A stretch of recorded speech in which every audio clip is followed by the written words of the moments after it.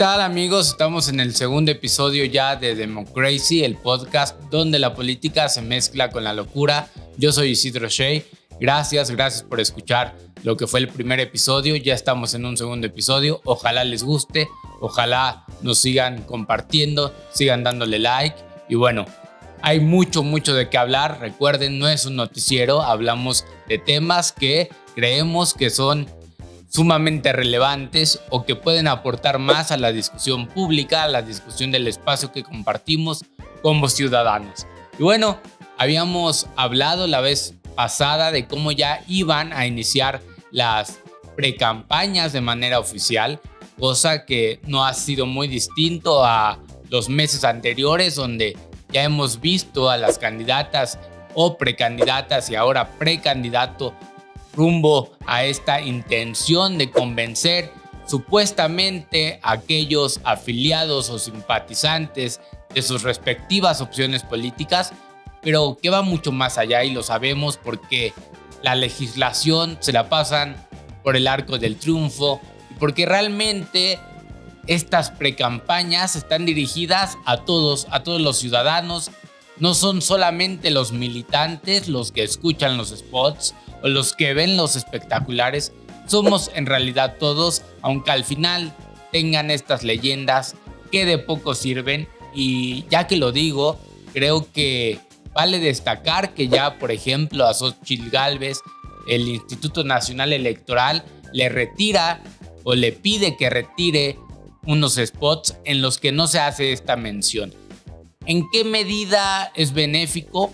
Pues creo que es diminuto, ¿no? Porque realmente tengan o no tengan estas leyendas, los spots sabemos que van dirigidos a todos y que realmente, incluso al ser precandidatos únicos, la campaña electoral, la campaña para la grande, como se dice coloquialmente, ya empezó. Bueno, independientemente del momento en el que escuche este podcast, vale destacar, reitero, que Samuel García va y viene. ¿Y a qué me refiero con que va y viene? Sí, es el precandidato único de Movimiento Ciudadano, pero también hoy que estamos grabando este podcast, es gobernador. ¿Y qué pasa? Que ha regresado a la gubernatura. ¿Por qué? Porque está ganando tiempo, porque no quiere estar ausente cierto determinado tiempo, no quiere estar ausente para que no sea el Congreso de Nuevo León el encargado de poner otro gobernador sustituto. ¿Y qué pasaría si fuera el Congreso de Nuevo León el encargado? Que sería la oposición a él. Y eso es lo que no quiere. Y en este sentido, volvemos a lo mismo, a algo muy similar de lo que decía de los spots publicitarios y de esta leyenda, incluso similar a lo que hablábamos del caso Arturo Saldívar, que parece que la ley en México está para seguirla al pie de la letra, y mientras uno la sigue al pie de la letra, decía yo, de manera positivista. ¿Por qué positivista? De no saltarse cada renglón y cada acento y cada palabra. Pero lo que importa para muchos, para los personajes políticos, parece que es eso, seguirla, lo que dice, buscando los recovecos, los huecos y sobre todo haciendo caso omiso a la naturaleza y al sentido real de la ley, es decir, al sentido que tiene la ley. Y por eso quizá, por ejemplo, tengamos una de las constituciones más parchadas del mundo, porque nuestra constitución parche todos estos vacíos que tenemos por las interpretaciones que se da de la ley. Pero bueno, ya estaremos hablando al respecto. Y también queremos decir y queremos hablar en este espacio de cómo han iniciado las campañas electorales. Muchos medios de comunicación y analistas políticos se han centrado en el rendimiento de cada uno de los tres precandidatos en redes sociales, de cómo Samuel García ha sido el que mejor se ha desenvuelto en redes sociales, con mayor número de reproducciones en las diferentes plataformas, Instagram, TikTok, cómo Xóchitl Gálvez es la intermedia y cómo Claudia Sheinbaum ha tenido un peor desenvolvimiento en las redes sociales. Aquí la pregunta es, ¿en qué medida un país como México refleja en las redes sociales la realidad global. No son las cuentas de Instagram, no son las cuentas de TikTok las que votan el día de mañana. Son los ciudadanos. Y ciudadanos con derecho al voto en México hay no solamente en las clases más altas, en las colonias más ricas, donde hay internet. Ciudadanos con derecho al voto, con credencial de elector, hay incluso en aquellos rincones donde no hay internet. Es decir, vuelvo a poner sobre la mesa la pregunta: ¿en qué medida el éxito en redes sociales es éxito a nivel de tierra, a nivel de llegar a cada uno de los ciudadanos? Creo, en mi humilde opinión, que se está pecando de repercutir demasiado en redes sociales sin pensar en la realidad de México, en la realidad de cada uno de los ciudadanos. Incluso así, debo decir, sin contradecirme, que creo que es Samuel García el que también lo ha tenido presente, incluso siendo el que más o mejor desenvolvimiento ha tenido en redes sociales, haciendo prácticas sumamente tradicionales de la política mexicana, como es la pega de calcas o de calcomanías en diferentes puntos y en diferentes ciudades, incluso en ciudades donde Movimiento Ciudadano está muy presente, que es el occidente del país, sobre todo Guadalajara, Jalisco y su ciudad, Monterrey, y el estado de Nuevo León. Pero Claudia y Xóchitl, ¿qué han hecho? Claudia no ha generado noticia. Esta semana, al momento de grabar este podcast, Claudia volvía a poner como noticia que iba a dar a conocer a aquellos que formaban parte de su equipo de precampaña. Esta noticia, señora Claudia Sheinbaum, ya la teníamos desde hace más de un mes. Ya la había dado a conocer. No está generando discusión pública. Y en el caso de Xóchitl Gálvez, por más que se esfuerza, por más que desde mi humilde punto de vista ella tiene una narrativa, parece que su equipo de precampaña no le ayuda a generar noticia. No hay cosa que genere y creo que su personaje tiene mucho por generar. Pero ahí mi pregunta es, ¿dónde están los dirigentes políticos del PRI, PAN y PRD? Parece que cada quien va a su bola, a sus intenciones, midiendo más bien los dividendos que buscan para el 2024. En fin, creo que de esta manera un poco la narrativa del régimen de la 4T de que Xóchitl no avanza se está fortaleciendo a partir del equipo de Xóchitl Gálvez, que parece que no incentivan el que Xóchitl genere noticia. Y esta noticia, parece que es que Samuel García efectivamente le está generando mayor especulación. Samuel García está generando mayor agenda, mayores noticias. Y en una de esas sí, nos guste o no, Samuel García le gana el posicionamiento a Xóchitl Gálvez. En fin, otro tema, y ya hablaremos más adelante de la Feria Internacional del Libro, es cómo Xóchitl Gálvez ni siquiera en la Feria Internacional del Libro logró generar noticia. Lo que Samuel García sí logró. Samuel García lo logró a partir de decir: no quiero hacer un Peña Nieto, citando mal, pero citando a los autores de la Constitución de Estados Unidos, donde confunde autores y hace algo muy parecido a lo de Peña Nieto, pero pocos lo señalan porque se ve con seguridad, se ve con un equipo de precampaña y de comunicación política, sobre todo, que lo respalda. Y en cambio, muy en contraste, Claudia Sheinbaum no se presenta a la Feria Internacional del Libro, reafirmando que no quiere sentirse vulnerada ni violentada en espacios que no le son del todo carismáticos, empáticos, donde se puede encontrar mentes o personalidades mucho más críticas. En fin, la precampaña ha iniciado de manera oficial, pero realmente es lo mismo que habíamos vivido en los meses anteriores. Las redes sociales es lo que más ha movido. Sin embargo, siguen siendo escasos los recursos mediante los cuales los ciudadanos nos podemos informar más. En fin, vamos a cambiar de panorama y si bien se habló mucho en las semanas anteriores de Argentina, de cómo la ultraderecha y el movimiento antisistema de Javier Milei había penetrado en la ciudadanía argentina, haciendo que hoy se citen muchos textos de la derecha radical en Latinoamérica, cuando realmente en los últimos años han sido pocos los movimientos de derecha radical en Latinoamérica exitosos. Poco a poco prestamos atenciones a otros países donde la derecha radical también ha penetrado, y es el caso de Países Bajos, donde recientemente hubo elecciones generales en un sistema parlamentario como es el de Países Bajos, donde se elige presidente a partir de los curules, de las diputaciones, de los legisladores que ganan una posición, y el mayor número de votos lo tuvo el candidato de ultraderecha, de la derecha radical, el cual ya llevaba mucho tiempo peleando una posición, haciendo propaganda. Él es Geert Wilders, que se caracteriza por dos cosas totalmente relacionadas con la derecha radical, que es ser euroescéptico y ser antiislamista. Justamente hoy que tenemos este conflicto Israel-Hamas, ¿no?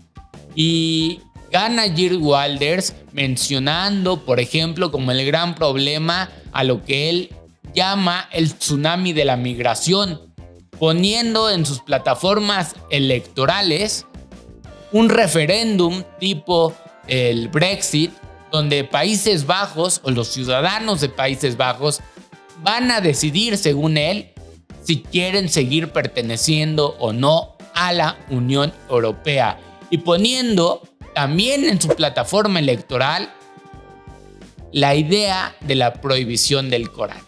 Cosas sumamente extremistas, y lo que me parece más grave, lo que me parece digno de señalar, sumamente importante de señalar, es que esto sucedió o está sucediendo en uno de los países más liberales, no solamente de Europa, sino del mundo entero. No estamos hablando de Austria, Hungría o incluso Polonia, donde la derecha radical ya había dado muestras. Estamos hablando de Países Bajos, donde el liberalismo, donde las ideas de las libertades, por ejemplo, el matrimonio entre homosexuales o el derecho y el acceso fácil a ciertas drogas, ha sido una costumbre de unos años para acá. Ahí donde el liberalismo, donde la socialdemocracia parecía más estable, ha penetrado ahora el discurso de la derecha radical. La votación del partido de derecha radical fue la más alta de los partidos, como ya lo había mencionado, y logra 37 de los 150 escaños del Parlamento de Países Bajos, es decir, más del 20% de los escaños, lo cual hace que sea la opción más votada, sobre todo y por encima de la derecha tradicional y por encima también de la izquierda tradicional, de la socialdemocracia. Y aunque no logra una mayoría absoluta, el partido de Geert Wilders sí logra ser el partido más votado y será indudablemente quien forme coalición con otros partidos de derecha tradicional, pero quien encabezará el gobierno lo encabezará sin duda la derecha radical de Geert Wilders. Por ello siempre la mención de muchos politólogos, de muchos teóricos políticos, de decir que no ignoremos las amenazas de la derecha radical.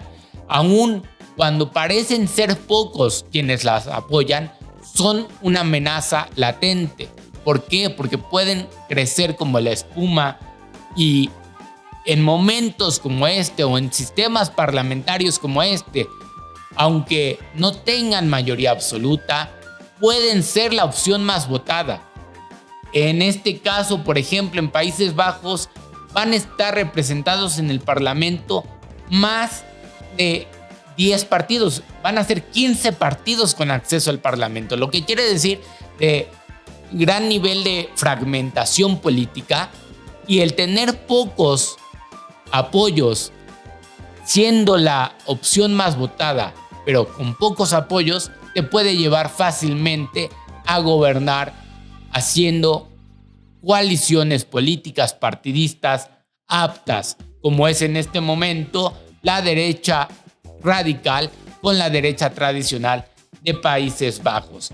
En sí es lamentable que se hable de la migración o de la inmigración como el gran problema, porque se muestra la xenofobia latente, y ya no solamente latente, sino presente en un país con tantos derechos, con tantas libertades, que nos había acostumbrado a ser punta de lanza para los derechos sociales. En fin, menciona incluso el candidato de la derecha radical algo muy parecido a lo de Trump, que dice Países Bajos para los neerlandeses. Así de claro, así de xenófobo y también euroescéptico, poniendo sobre la mesa un referéndum para salirse de la Unión Europea.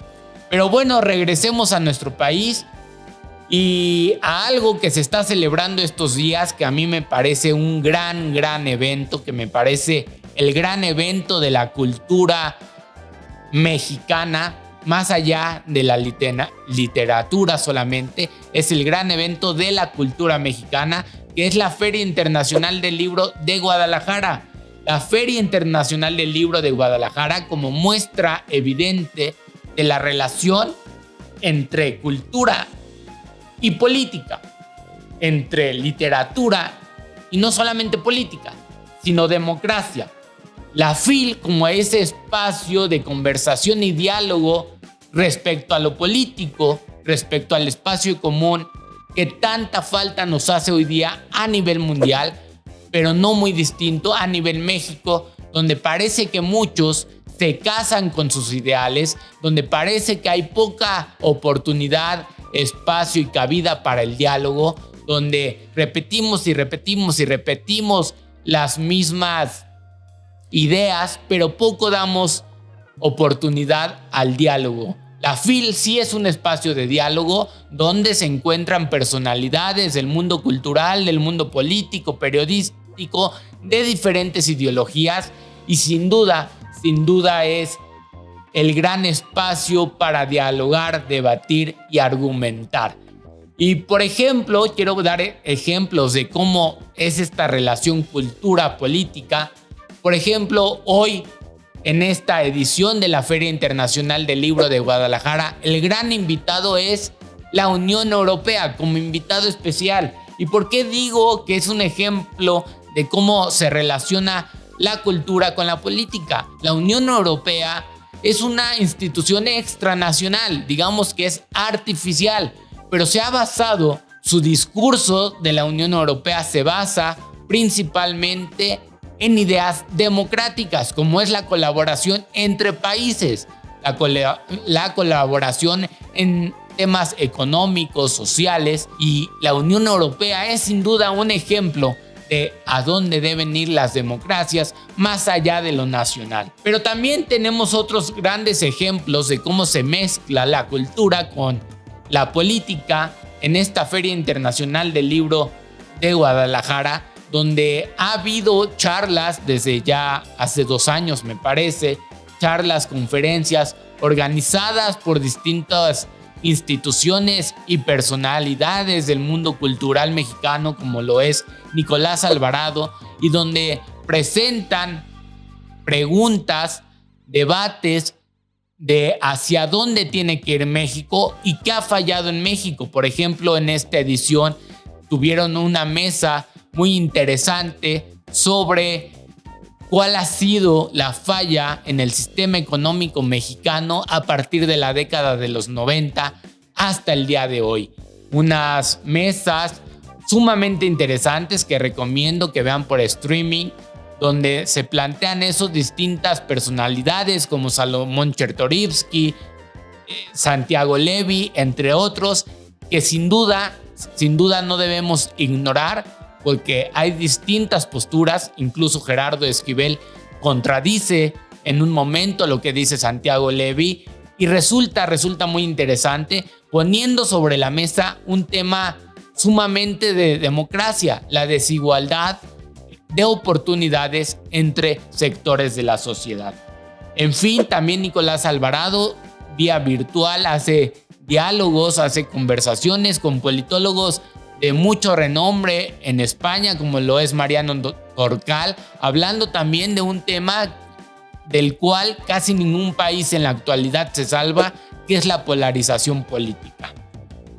La Feria Internacional del Libro también, por ejemplo, presenta con el Colegio de México distintos textos que hablan de la historia contemporánea en México, que en gran medida la historia contemporánea en México es la Revolución Mexicana, pero también otros textos donde nos hablan de los estudios electorales, donde hablan de cómo el sentir, cómo la idea, cómo el comportamiento político electoral del ciudadano mexicano ha evolucionado a lo largo de los últimos años con una mayor idea de lo que es la ideología, de lo que es la derecha y la izquierda, donde se identifican menos con partidos políticos. Grandes autores, grandes estudiosos del comportamiento electoral como Fernanda Samuano hacen presentaciones de textos sumamente interesantes que son, dicho por ellos, continuación de textos clásicos como es La politización del niño mexicano de Rafael Segovia, y que seguramente será interesante leerlos, releerlos a partir de las ideas y a partir de las enseñanzas que nos deje el 2024.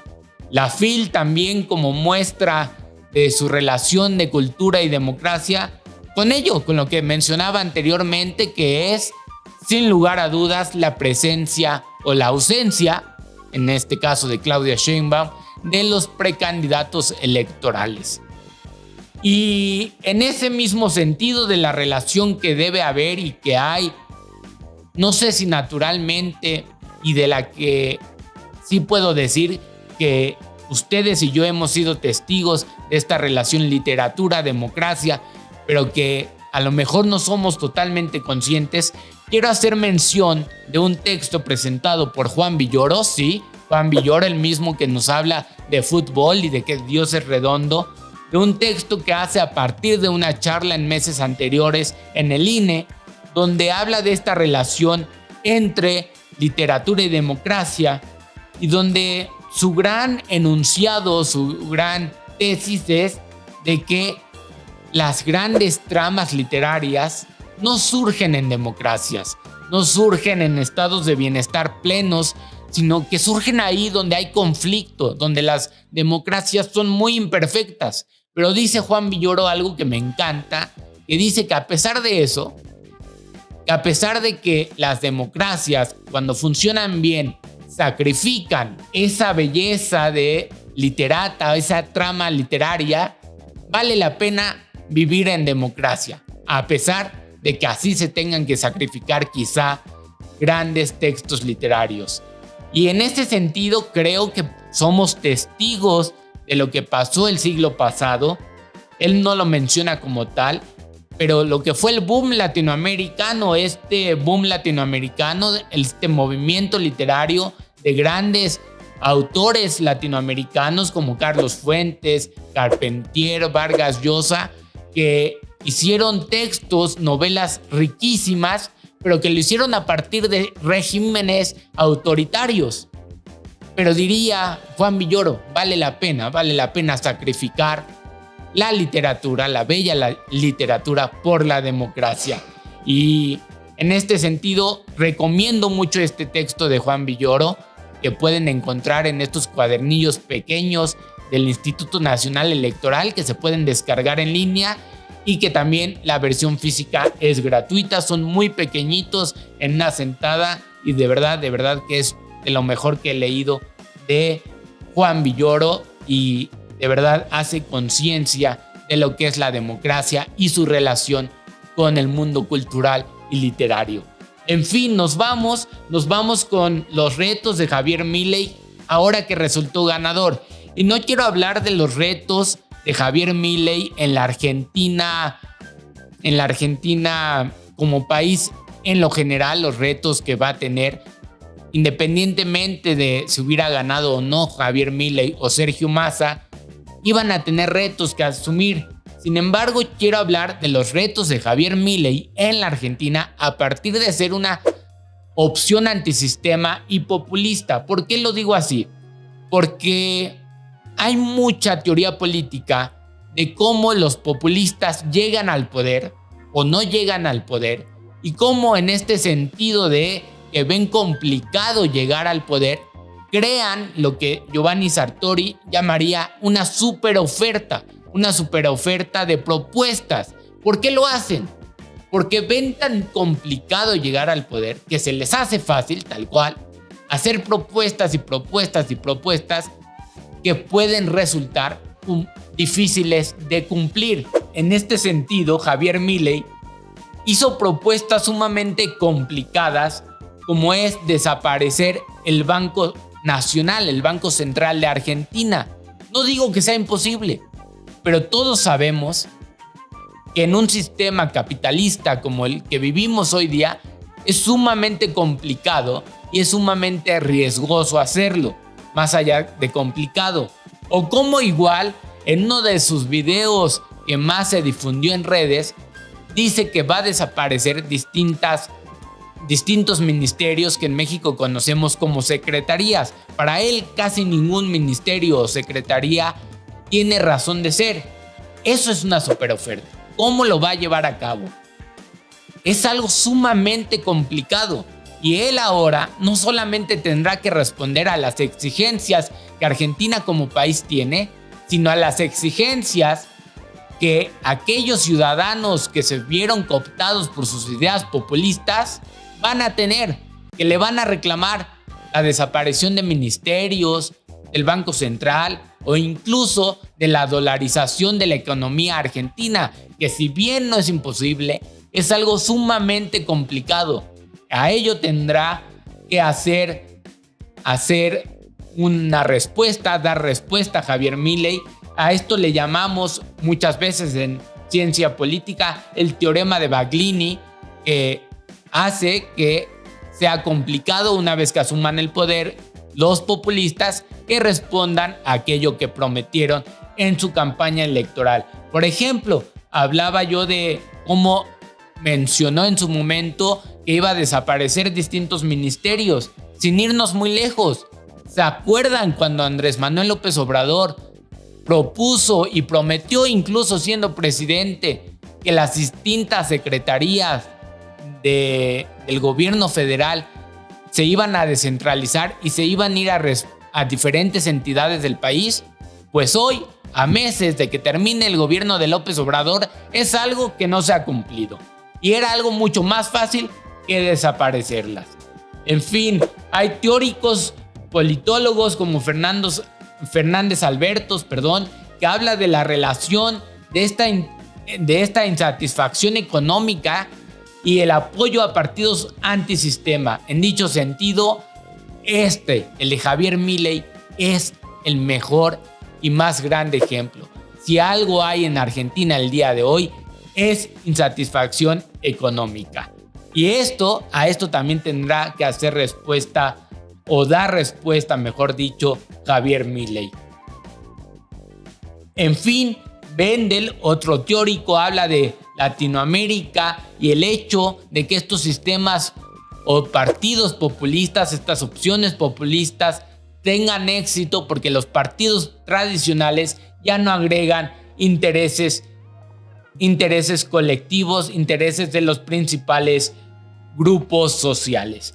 En fin, a esto tendrá que dar respuesta Javier Milei, a esta super oferta que prometió, y vamos a ver en qué medida logra hacerlo, porque al día de mañana como gobernante, aquellos que lo votaron también le van a exigir, y le van a exigir que de alguna manera responda a esas ofertas, reitero, casi imposibles de cumplir o sumamente complicadas.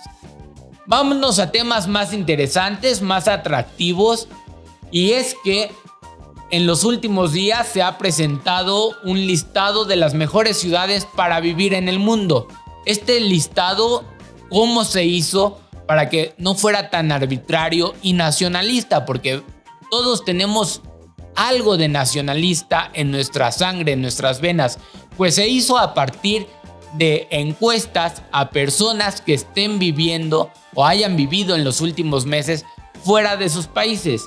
Y en esta lista, más allá de mencionar quienes quedaron en el top, que sí lo voy a decir, quiero hacer mención de por qué se habla de estas ciudades o de respectivas ciudades para ser las mejores ciudades para vivir.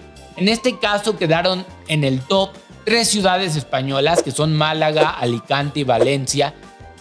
Y más allá de decir que son estas u otras ciudades, quiero decir que cuando hablamos de mejores ciudades para vivir, indudablemente estamos hablando de calidad de vida.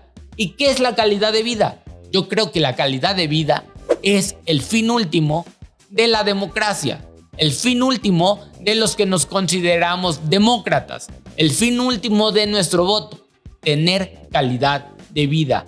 ¿Y qué es la calidad de vida? ¿O cómo se evidencia la calidad de vida? Bueno, se evidencia con acceso a la sanidad, se evidencia con viviendas dignas, a precios dignos, que nuestro sueldo no se vaya completo en lo que pagamos de renta o alquiler. Se evidencia con que haya espacios para caminar, se evidencia con que haya espacios para hacer deporte y que no necesariamente paguemos gran parte de nuestro sueldo en un gimnasio carísimo. Se evidencia en espacios recreativos para los niños, se evidencia indudablemente en seguridad, donde los niños, y no solamente los niños, sino todo ciudadano, pueda salir tranquilamente a la calle a las 2 de la tarde o a las 11 de la noche sin pensar en el riesgo de ser asaltado, secuestrado o incluso abusado sexualmente. Eso es calidad de vida y eso es vivir en democracia. Por eso pongo sobre la mesa este listado, esta noticia, porque hablar de una ciudad que se puede disfrutar, hablar de una ciudad que se puede vivir tal cual, es hablar de democracia. Y quiero en este sentido también hacer mención de una noticia muy relacionada que se generó el mes pasado de un influencer de TikTok estadounidense que fue de viaje a Europa y que hablaba de cómo en Europa, vaya la redundancia, los europeos, los ciudadanos de allá, sí se paraban a un café a tomárselo ahí, a pasar con el café un tiempo con sus amigos, a tomarse una cerveza, y no como en Estados Unidos, y yo lo trasladaría a México. No vamos a la cafetería, al coffee shop, solamente a tomar el café para volvernos a subir al coche y llegar al trabajo o llegar a la casa porque no tenemos tiempo. ¿Cómo es esta idea de vivir para trabajar? Contraria a lo que yo coincido y que decía este TikToker, que en Europa se trabaja para vivir mejor y no se vive para trabajar. En fin, esto es calidad de vida y creo que no nos debe sorprender que sean estas ciudades españolas las que aparecen en el top. Lo que sí me sorprende, y no quiero sonar malinchista, es que en este top también haya aparecido la Ciudad de México. ¿Por qué lo digo? Porque realmente hay seguridad en la Ciudad de México. ¿Realmente pasamos el tiempo que queremos con la gente que queremos, con nuestros amigos? ¿O la pasamos en el transporte público y en el coche? En fin, podemos debatir al respecto, podemos dialogar. Los invito a que comenten cómo ven esto, cómo ven y qué es para ustedes la calidad de vida. Y bueno, ya para terminar, quiero hablar de un tema que ya anticipaba. Es un tema hoy día en casi todos los países, que es la polarización política. Estados Unidos, México, Argentina, España, Países Bajos ahora tienen polarización política. ¿Qué podemos entender por polarización política? Bueno, hay que decir que la polarización política por sí mismo no es negativa. La polarización política incluso nos puede hablar de que existe democracia. ¿Por qué? Porque la polarización política son dos perspectivas. Son dos perspectivas que nos hacen ver que hay pluralidad de opiniones, la cual es necesaria en cualquier democracia. Sin embargo, ¿cuándo es el problema de la polarización política? Cuando son dos propuestas, dos ideas, dos conjuntos de ideas totalmente antagónicas, que no encuentran ningún punto en común y que peor aún, no hacen nada por encontrar ese punto en común, esa interlocución, ese diálogo. Cuando solamente se repite y repite y repite la idea con la que uno se casa. Sin embargo, también es importante decir que hay diferentes tipos de polarización política. Por ejemplo, en España la polarización política es muy ideológica, derecha e izquierda, y es producto naturalmente de esta guerra civil y lo que le siguió, que fue el franquismo, donde unos se pelearon con los otros, izquierda y derecha, y que hoy día existe y está presente este sentimiento en cualquier ciudadano español, que prácticamente después de su nombre te dicen si son de izquierda o de derecha. Yo cuando llegué a España me sorprendió mucho esto y lo veía como algo negativo. Y sí, creo que es algo negativo, pero hay algo más negativo que la polarización ideológica, que es la polarización afectiva. Cuando ya ni siquiera la polarización es a partir de ideas concretas, de derecha o izquierda, sino a partir únicamente de aquello que creemos que nos hace tanto daño y que creemos que es completamente opuesto, pero que no hay argumentos, no hay bases sólidas para defender, y que creo que sucede mucho hoy día en México. Hoy día en México, desde casi siempre, no ha estado presente, por ejemplo, lo que es izquierda y derecha. Sin embargo, hoy estamos polarizados en torno a una figura política como es Andrés Manuel López Obrador. Y ya no nos importan las políticas públicas. Simplemente vemos de quién es la decisión, política pública o declaración, y a partir de ello, a partir de quién es, estamos a favor o en contra. Y no damos espacio a ese diálogo, a esa interlocución. Es ahí cuando se vuelven dañinas las polarizaciones políticas. Hablamos pues de polarización política cuando hay dos ideas demasiado antagónicas, podemos decirlo así, y cuando no hay un punto de acuerdo y no hay diálogo.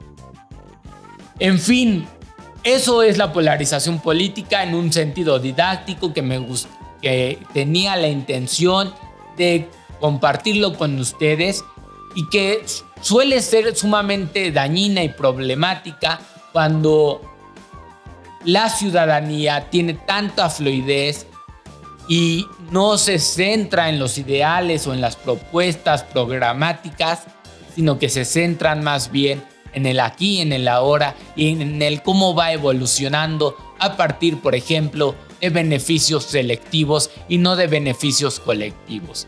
Es ahí el problema de la polarización política. No es el hecho de que pensemos diferente, es el hecho de que no busquemos, uno, el bienestar general, y dos, la manera de llegar a un acuerdo, a un punto en común. Y creo que al final, como lo he dicho, la democracia lo que quiere o lo que debe de aspirar, a lo que debemos de aspirar como demócratas, es a vivir mejor, no uno, no 10, sino todos.